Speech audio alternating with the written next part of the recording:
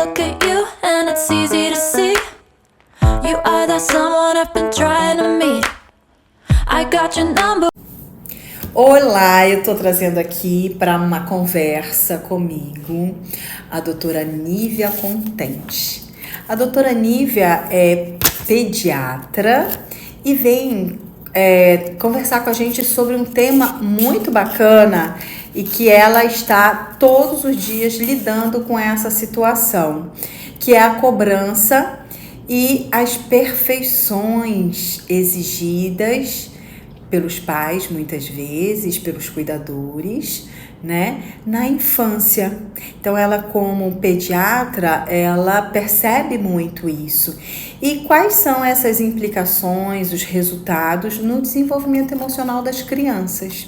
E eu achei muito interessante esse tema, porque aqui eu atendo adultos, né, adolescentes e adultos, e a gente vê que tem muitos adultos com a sua criança interior ferida, porque não houve um desenvolvimento funcional, satisfatório nessa fase do desenvolvimento e por isso elas vêm trazendo problemas emocionais ao longo do tempo, ao longo da vida e acabam vindo para o psicólogo para tratar essas questões. Então, muito obrigada, doutora Nívia, por estar aqui comigo, por ter vindo aqui me prestar essa entrevista. Eu gostaria muito que vocês conhecessem o Instagram dela. Doutora, ela vai falar do Instagram dela, porque é lindo, gente. Vai lá, que vocês vão ver tanta informação importante e de uma forma diferente. Ela trabalha de uma forma divertida.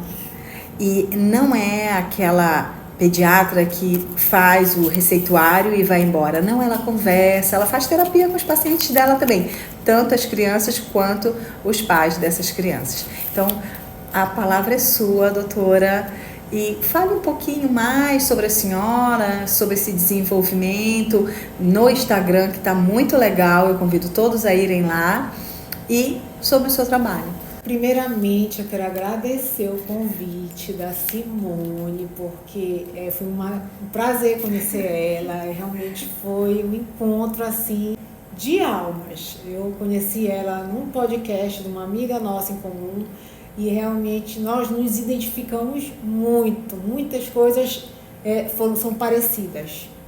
E eu me sinto muito honrada de estar aqui com ela conversando sobre esse tema. Então, eu tenho meu Instagram, doutora Nívia Contente, onde eu posto meu dia a dia, posto sobre família, posto sobre os pacientes, sobre as coisas que eu vejo no dia a dia do consultório. E assim, realmente eu faço uma pediatria divertida e humanizada, voltada para a família, para dar apoio para a família, porque nós não nascemos mães, nós não nascemos pais, e muitas avós, muitos tios acabam adquirindo essa responsabilidade de ser também pai ou mãe. Então eu estou ali para apoiar essa família, para ajudar essa família e como saber conduzir emocionalmente toda essa situação, desenvolvimento da criança, porque o que tem acontecido muito no consultório, as crianças chegam super protegidas, com uma dependência emocional enorme dos pais, dos responsáveis. São pais que não conseguem cortar o vínculo e fazer com que a criança tenha sua independência emocional desde cedo, desde os 6 meses, dormir na sua caminha. Não, são pais que têm crianças com 10, 12, 15 anos dormindo junto com o pai e com a mãe. Ou então dormindo com a mãe e o pai no outro local, no outro cômodo, super desconfortável. Então, assim, eu trabalho muito essa questão da independência emocional nas crianças, porque eu sempre enxergo isso como futuro na fase adulta. Então, todo adulto que tem problema mal resolvido tem algum foco na infância. Então, isso daí é bem claro.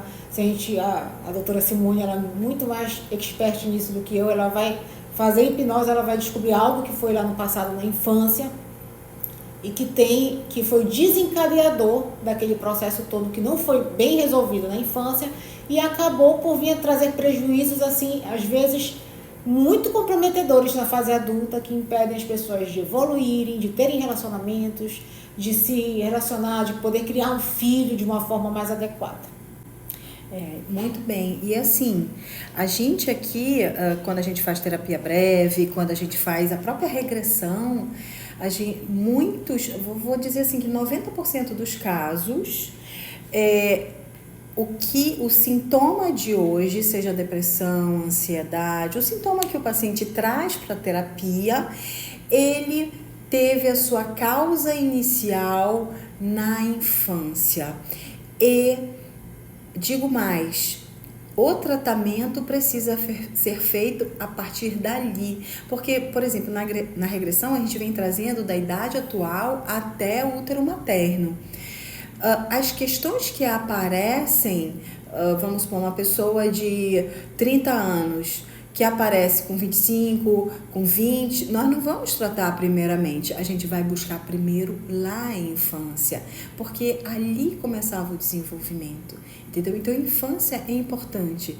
E, assim, 100%, gente. Se bem que ser humano a gente não pode falar 100%, mas vamos dizer aí 99,9% tem pai e mãe relacionado ao sintoma que o paciente traz. Então, esse trabalho que a senhora desenvolve, né, que é aquela escuta ativa, como a gente diz na psicologia, gente, ela é importantíssima. Então, doutora Nívia, eu lhe pergunto, como é que os pais podem estar colaborando, né, com esse adulto, essa criança que vai se transformar num adulto, né, assim, na sua prática diária, como é que a gente pode estar ajudando esses pais, né, para que não haja, não é que não haja, né, mas que possa colaborar eles, né, com os seus filhos. Bem, eu acho que essa questão é uma questão muito difícil, porque a gente quer cuidar, né? E a gente sempre quer dar o melhor da gente, a gente quer ser o melhor. E aí vem o impasse, porque entre a razão e a emoção. Mas eu acho que a gente sempre tem que se enxergar como pai e mãe do lado de fora. Começar a olhar também outros pais, o comportamento de outros pais, porque às vezes a gente protege tanto um filho que a gente não deixa que o filho tome a decisão de, por exemplo, falar com a professora, de ir à frente e resolver seus problemas. Então, essa questão da proteção vem se repetindo, né? Os padrões. Geralmente são pais protetores, foram filhos protegidos. Então, é uma coisa muito difícil da gente abordar. Mas eu sou muito direta no assunto. Eu acho que a independência emocional tem que ser trabalhada desde o nascimento, desde a barriga. O bebê, ele vai chorar, mas ele vai voltar para o cantinho dele. Claro que a gente vai curtir o momento da primeira infância, mas ele vai chorar, ele vai começar a ter o cantinho dele para dormir. Ele não precisa ficar diretamente dormindo com o pai e com a mãe. Ele vai aprender a dormir sozinho quando ele crescer mais. Ele vai aprender que ele vai ter que ficar olhando, pensando, rezando, orando, fazendo qualquer coisa para ele se conectar com ele mesmo, quando ele tiver com 4, 5 anos. E o pai nem sempre vai ter que ficar colado nesse filho, porque o que acontece? Os pais protegem tanto que quando a criança está com 10, 12, 13 anos, que o pai quer que o menino decole, que ele se corte o vínculo com os pais, ele não consegue, porque tem a mãe que faz aquela comida, que ele só come aquele tipo de comida, tem o pai que só dorme com ele, porque ele só consegue dormir com alguém do lado dele, então tem muita vontade. Tem um menino que só toma açaí, almoça açaí todo dia, então às vezes deixar um pouco de dificuldade para o filho, para ele aprender a se virar, ajuda no desenvolvimento. Eu vou falar pela minha experiência, porque quando eu fazia faculdade, que eu tirava plantão, que eu me formei, que eu vivia tirando plantão, a minha mãe não me ligava nenhuma vez. Eu entrava no hospital segunda, saía na terça, e eu achava que aquilo era falta de amor. Eu dizia, meu Deus, a mamãe realmente não gosta de mim, porque ela não me liga. E hoje, na minha idade, né, aos 46 anos, eu enxergo que aquilo foi a melhor coisa que a mamãe poderia ter feito por mim naquele momento, que é para eu ser totalmente independente e aprender a conduzir a minha vida da minha forma.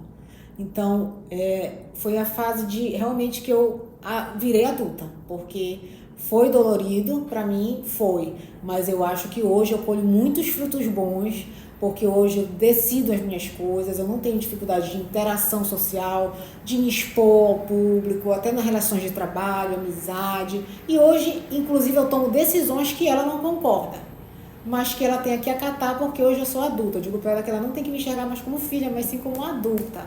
Então, hoje ela acata as minhas decisões e respeita, né, os meus pareceres a respeito da educação dos meus filhos. E realmente a gente hoje conduz de outra forma, porque ela realmente vê que foi a melhor coisa que ela pode ter feito para mim. E eu tento reproduzir esse padrão que para mim foi positivo com meus filhos. Porque eu acho assim, aquilo que eu acho que não foi positivo na minha infância, eu coloco um filtro, esqueço. E o que foi de positivo que meus pais me passaram, eu tento reproduzir da melhor forma para os meus filhos. Sempre conversando, né? Então, Nívia, você está nos falando da questão da perfeição, né, dos pais. Eles querem ser perfeitos. E a gente sabe que nenhum ser humano é perfeito. Mas aquele pai, aquela mãe é um amor tão grandioso, na verdade, que ele quer ser perfeito para esse filho. E muitas vezes essa perfeição acaba prejudicando essa criança, esse adolescente e, consequentemente, na sua vida adulta. Porque muitas vezes ele vai se desenvolver muito com uma autoestima baixa, porque ele não vai dar conta de si, né? Dependente emocionalmente. E aí, eu queria te perguntar assim, como é que você vê isso no teu consultório? Essa questão da perfeição, né? Que você já falou alguma coisa pra gente, mas nesse desenvolvimento da criança. Pois é, uma coisa que acontece demais é quando a criança começa a estudar. Porque os pais querem que aquele seja o melhor aluno, que ele tire as melhores notas. Por incrível que pareça, tem pais que não aceitam 8, que não aceitam 7. E como se isso fosse fazer diferença na vida profissional do filho deles no futuro, né, na fase adulta. Então, assim, eles não se preocupam muitas das vezes como aquele filho trata um coleguinha na escola, como aquele filho, se ele respeita a professora na escola, porque muitas das vezes os alunos que estão em evidência, que são aqueles alunos que tiram notas grandes, notas boas, que são de alto rendimento, muitas das vezes não são alunos com boas competências de relação interpessoal. Então, são alunos, às vezes, que não respeitam o professor, não respeitam o coleguinha do lado, não tem amor ao próximo. Então, eu acho que, de modo geral, para mim, o que me incomoda muito no consultório é quando a criança vai para a escola, que eles exigem da criança a nota, né? Então, eu acho assim que nota não... Claro que nós precisamos de notas, mas tem muita coisa envolvida. A gente tem que descobrir que competências os nossos filhos têm, assim, uma atuação boa. E às vezes o menino não sabe, não se dá bem fazendo prova, mas ele tem altas competências em desenho, em pintura, em música, e às vezes a gente quer que o filho siga aquele caminho e faça medicina, faça direito, faça engenharia, faça aquilo que a gente talvez queria ter feito na nossa época, não fez, projeta isso nos filhos, investe nos filhos e os filhos não escolhem, e aí vem a decepção. Porque a gente se decepciona com aquela expectativa enorme, achando que o filho tinha que ser aquele filho que a gente tanto sonhou. E aí os filhos têm as vontades, têm as escolhas, e a gente tem que aprender a respeitar.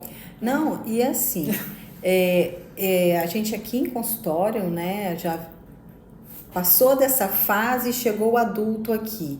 É um adulto que passou uma vida toda sendo exigido tirar nota boa, 10, 9, realmente 8 é inadmissível.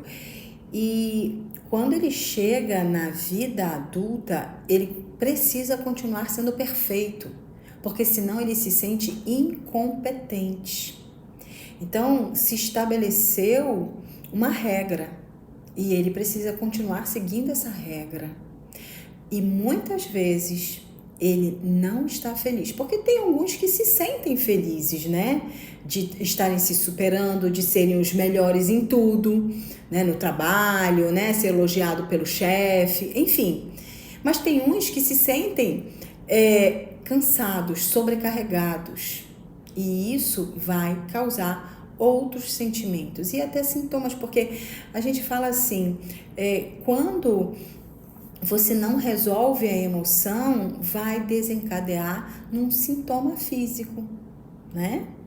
Às vezes tem paciente que tem problemas de gastrite, problemas de pele, psoríase, né? Enfim, que na verdade aquele é só uma resposta, um sintoma de um problema emocional. E outra coisa, nem sempre nota significa conhecimento. Ele pode conhecer? Pode. Mas eu me lembro, Nívia, que quando eu era criança, adolescente, a minha mãe me obrigava a decorar folhas e folhas. Eu acho que naquela época a maioria era assim, né? Tinha que decorar folhas e folhas. E chegava no final do dia, ela sentava na minha frente, vamos, comece. E eu tinha que falar tudo o que estava escrito ali naquele caderno ou naquele livro. Eu tirava uma boa nota, né? Mas me perguntava 3 meses depois sobre aquele assunto, eu não sabia mais nada. Ou seja, eu não aprendi, não foi conhecimento. Né? Eu esqueci. Conhecimento é uma coisa, habilidade é outra e atitude também é outra. Eu posso ter o conhecimento, mas na minha vida futura eu posso não ter a habilidade. Às vezes os pais querem obrigar a fazer medicina, como você falou, direito, ele vai ter o conhecimento, mas ele não pode ser que ele não tenha habilidade para aquilo. Né? Pode ser que a atitude dele, o comportamento, não seja aquele que vai fazer ele ser uma pessoa feliz. Então, o autoconhecimento, nesse caso, ele é importantíssimo. Além do autoconhecimento, a orientação profissional. Quantos adultos chegam aqui insatisfeitos com os seus trabalhos? Né? O levantar todos os dias pela manhã em sofrimento porque vai ter que trabalhar com aquilo. Eu já tive paciente aqui, médico, inclusive era médico pediatra. E sabe por que ele escolheu a pediatria? Porque era a parte da medicina que ele entendia como sendo menos sofrida para ele. Porque ele não queria fazer medicina, ele fez medicina porque a mãe dele queria que ele fizesse medicina. Ele era filho único, então ele tinha que fazer a vontade da mãe. E aí ele escolheu a pediatria. E na época da pandemia, ele estava tão feliz, enquanto todo mundo estava sofrendo, ele estava feliz. Por quê? Porque ele não precisava trabalhar, ele não estava indo para o hospital. Ele teve alguns problemas lá e ele falou que ele não ia, que ele ia sair, ele estava desempregado quando ele veio aqui comigo, porque ele pediu para ele sair do hospital. Mas pensa que ele estava triste porque ele estava desempregado? Não, ele estava feliz. E aí ele veio mais por essa questão profissional, para se perceber, se autoconhecer. Mas enfim, é um adulto que veio buscar ajuda porque na adolescência era obrigado também a ter boas notas para fazer o curso de medicina. Entendeu? Então, puxando esse tema, eu queria saber também mais da tua experiência, Nívia, sobre essa questão da aceitação dos pais, né? Porque às vezes os pais querem filhos perfeitos, fazem muita cobrança, que inclusive é esse o nosso tema, cobranças e perfeições na infância que vão causar prejuízo nesse desenvolvimento emocional. Na tua prática diária, né, o que você percebe assim, como que os pais têm dificuldade de aceitar quando você fala, dá uma orientação, olha, essa criança está sendo tratada assim, cuidada assim, o que você percebe como dificuldade deles aceitarem? Pois bem, quando a gente vê que a criança tem uma dependência emocional, o pai e a mãe também, é um círculo vicioso, né? E nós chegamos a indicar para aquela criança ir ao psicólogo, ir ao psiquiatra, na terapia ocupacional, e isso realmente é como se eu estivesse agredindo os pais, é uma coisa muito difícil. Muitos não aceitam, muitos vão postergando, e isso vira uma bola de neve, porque chega num dia na adolescência ou logo depois da adolescência que essa bola de neve realmente se desfaz e aquela criança não evolui mais. Ela fica parada, ou na parte social, ou na parte cognitiva. Então, a maior dificuldade realmente dos pais aceitarem é levar os filhos no psicólogo. Por quê? Quando a gente está levando um filho ao psicólogo, indiretamente, ou melhor, diretamente, nós também vamos nos tratar, né? Porque o filho é fruto de uma relação de pai e filho. Então, se o filho está apresentando algum distúrbio, então a psicóloga também vai ter que abordar esse pai de alguma forma para poder resolver aquele conflito que existe na criança. E muitos pais não aceitam que tem necessidade também de procurar ajuda. E aí vira uma situação mais difícil ainda, porque os pais precisam de ajuda, os filhos precisam, e hoje em dia a gente tem casos assim que o filho se torna maior de idade e ele busca ajuda sozinho. Só que ele vive numa situação conflituosa dentro de casa. Então, assim, o que vai adiantar fazer tanta terapia, buscar hipnose, buscar ajuda profissional especializada, se dentro de casa ele não está tendo apoio, né? Então, quando a gente leva um filho eu já levei meu filho para neuropediatra, neuropsicóloga, eu amo essa área, eu tenho o maior respeito pelas psicólogas, pelas terapeutas ocupacionais, pelas fonos. Eu acho que são um trabalho assim, maravilhoso, é um trabalho de formiguinha, que quando a gente constrói o formigueiro é um espetáculo. Então, assim, realmente é um conhecimento muito grande. Quando a gente vai num profissional especializado, a gente às vezes desmistifica alguns pensamentos que nós temos ou reforça positivamente aquilo que a gente acha que é certo e que realmente a gente está no caminho certo. Então, eu acho que é uma dificuldade dos pais de aceitarem outras terapias, que são muito bem-vindas na fase da infância. E o estudo foi feito para poder colaborar e ajudar essas pessoas que chegam até esses profissionais. E eu sempre digo assim, que a gente vive num sistema, num contexto. A família é um sistema, a família é um contexto. Como é que está esse contexto? Como é que está esse sistema? Porque se ele estiver disfuncional, se ele estiver doente, vai causar sofrimento também nessa criança. Então, muitas vezes a criança, vamos dizer assim, é o bode expiatório, né? Porque o sistema está tão doente e o lado mais frágil é essa criança, então ela vai apresentar problema.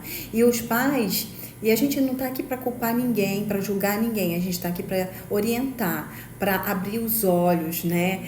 Poder melhorar a compreensão, porque os pais precisam ser cuidados também. A gente sabe que muitas vezes eles fazem porque a ideia deles é de que dessa forma que eles estão ali no sistema com essa criança é para ajudar, mas muitas vezes não ajuda, né? Eu não trabalho com crianças, mas eu tenho colegas que atuam com crianças e elas falam muitas vezes o problema não é da criança, é dos pais, são os pais, né? Eu trabalho aqui com adolescentes e com adultos, às vezes adultos já ainda dependentes de pais, que vivem com os pais, e que a gente percebe também que o meu paciente, ele tem problema, mas o problema dele é fortemente ligado com aquele sistema familiar.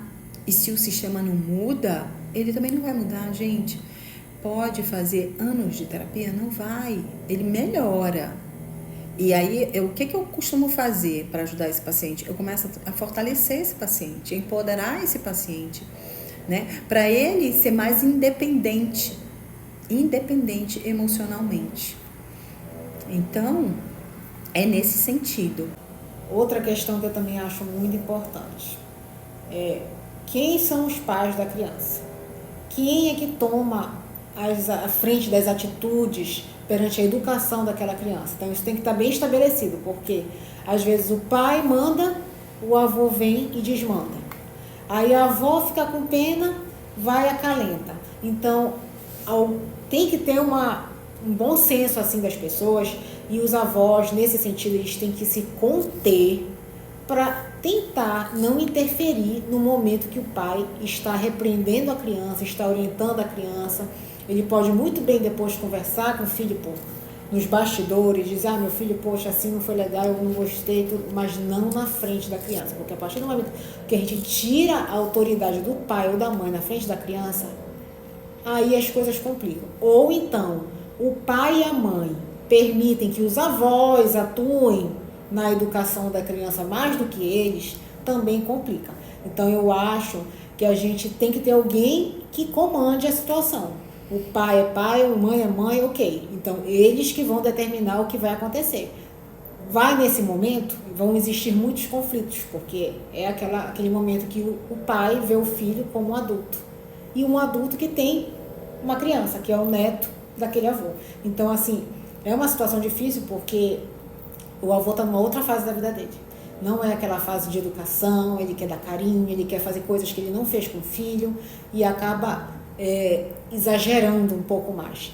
Então, eu acho que nesse momento tem que ter um acordo na família, ter muito bem estruturado, porque o que acontece? Tem crianças de 1, 2 anos que batem, de repente batem no rosto do pai, o avô fica rindo, achando que é engraçado, porque é criança, e não é porque é criança que nós não vamos repreender, vamos. Só que eu não posso chegar com uma criança de 1 ano, 2 anos, num tom de voz, querendo ser um doce com ela e repreender ela de uma forma, daquela psicologia positiva, que tem umas vibes aí da psicologia positiva, que, assim, é muita conversa, mas eu acho assim, eu que oriento, eu tenho uma voz ativa, uma voz de comando, né? Mostrar a expressão no rosto de desagrado com aquela situação, olhar firme no olho da criança, não precisa bater, não precisa gritar, não precisa fazer nada de exuberante. É mostrar que aquele comportamento foi desagradável pra gente. Porque aí dessa forma a criança vai saber que toda vez que você age dessa forma, que aquilo que ela está fazendo não está agradando. Porque se toda vez manter o mesmo tom de voz, o mesmo carinho, repreender a criança de uma forma muito carinhosa, ela não vai conseguir definir o que está certo e o que está errado. Ela vai continuar no mesmo comportamento. Pois é, e é interessante que eu lembrei de um caso agora de um paciente, porque a gente está falando também de limites, né? Esses pais, enquanto autoridade, eles precisam estabelecer limites.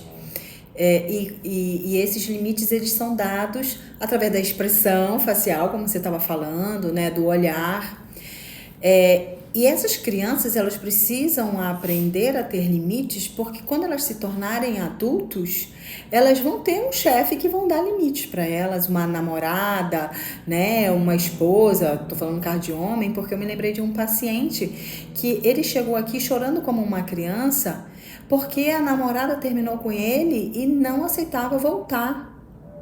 E ele falou assim, eu entendo, ele era consciente disso, eu entendo que eu não estou conseguindo aceitar esse não, porque eu nunca tive não na minha vida. A minha mãe sempre me deu tudo. Eu tenho o melhor carro, eu tenho as melhores roupas, eu tenho tudo, eu não tenho nada que me falte.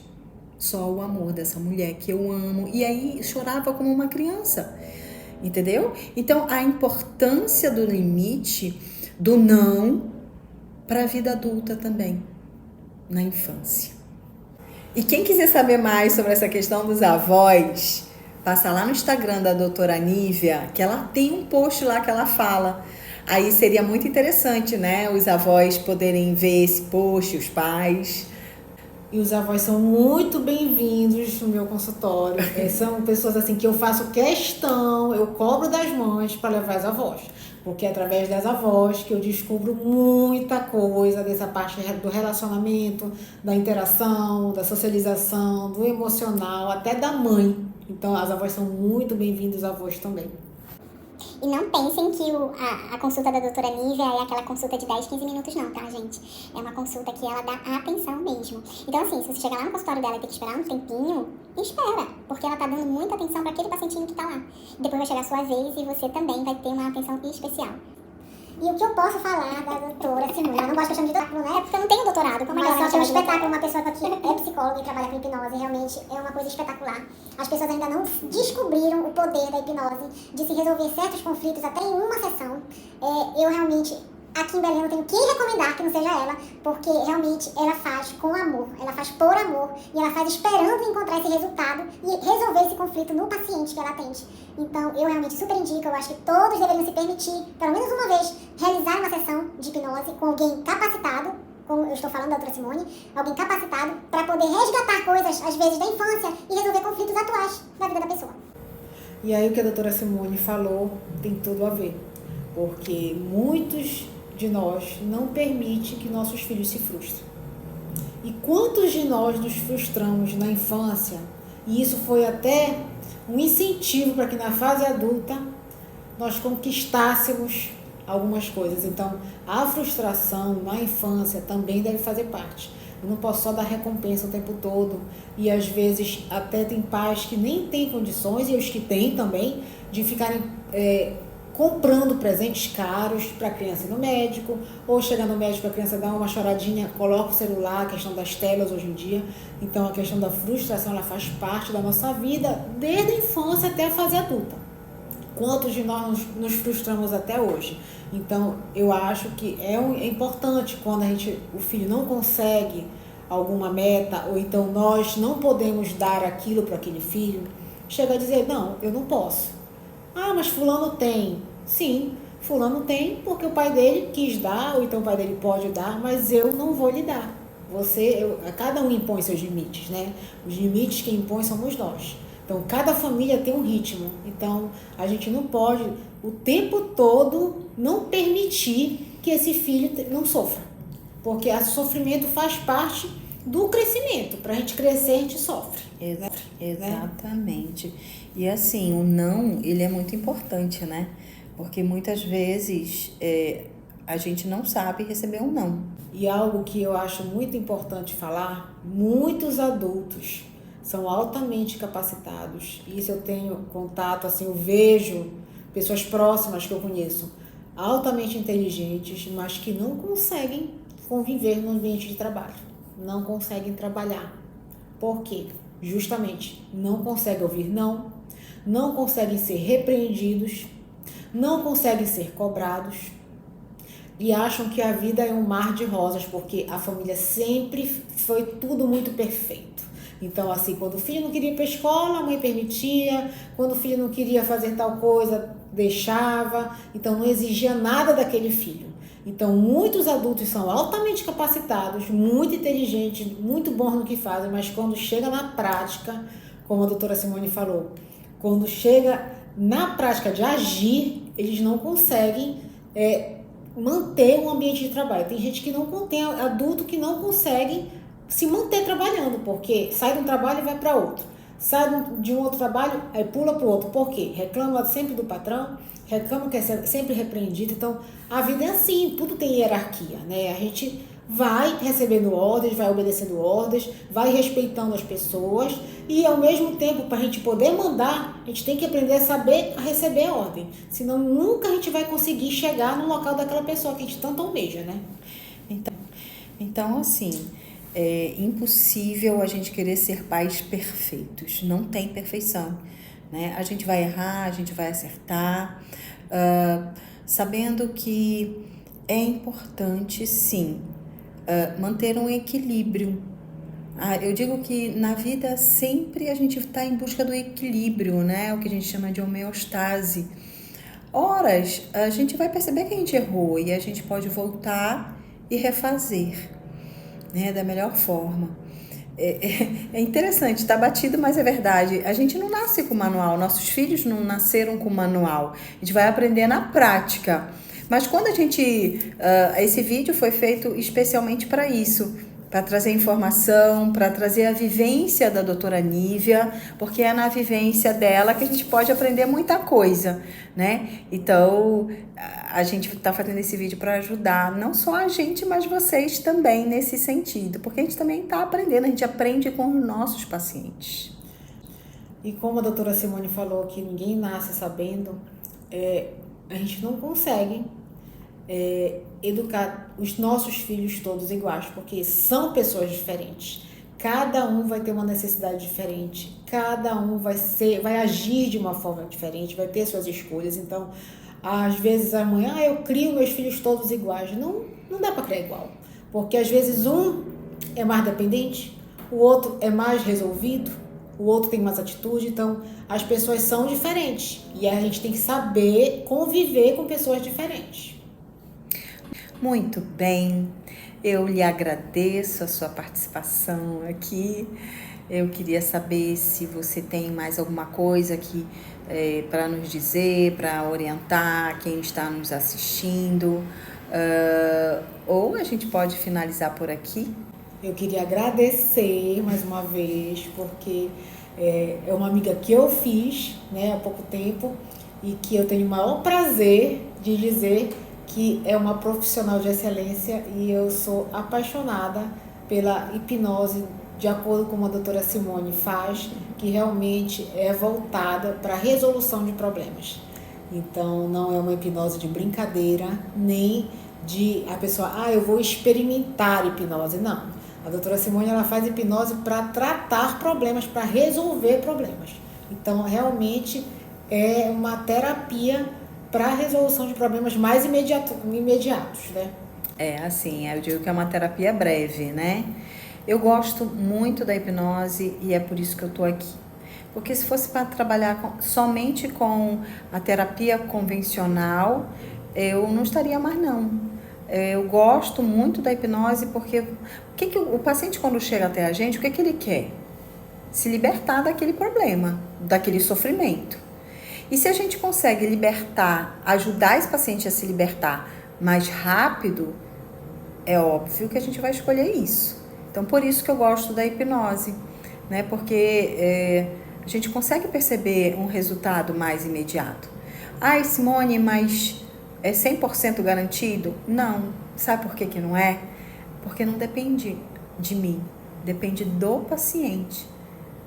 Depende do paciente querer, se permitir passar pelo processo, encarar a dor que é, né, mexer nas emoções que estão ali, às vezes até escondidas e que estão causando vários sintomas. E principalmente se colocar, se expor, se permitir botar para fora esse lixo emocional. Então, Nívia, eu gostaria de te agradecer. Olha, o papo, vocês não têm noção dos papos. A gente ri muito, né, Nívia? Graças a Deus, porque eu digo que rir é um bom remédio, né? Um dos melhores remédios, quiçá o melhor remédio. E eu gostaria muito de te agradecer a tua disponibilidade, a tua vinda aqui, as informações que você nos traz. E se quiser falar mais alguma coisa, fale pra gente sobre os teus contatos, aonde é que as pessoas podem te encontrar, por onde é que você atende. Bem, atualmente eu atendo na unidade de saúde do Sideral e atendo também no consultório da gente, que fica no Sideral, e no consultório da Pariquis, que eu atendo planos de saúde e particular. Mas no do Sideral é só particular. E eu vou toda semana atender em Bragança, que é uma cidade que mora no meu coração, que realmente é um aconchego para mim.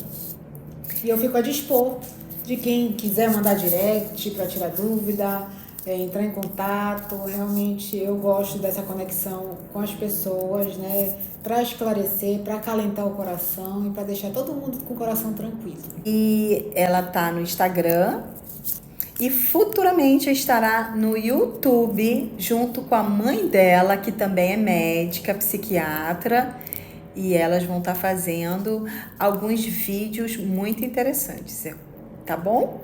Um abraço e muito obrigada por estar aqui conosco. I look at you and it's easy to see. You are that someone I've been trying to meet. I got your number, won't you pick up the phone? Don't leave me hanging on the dial tone. Think back to the night that we met.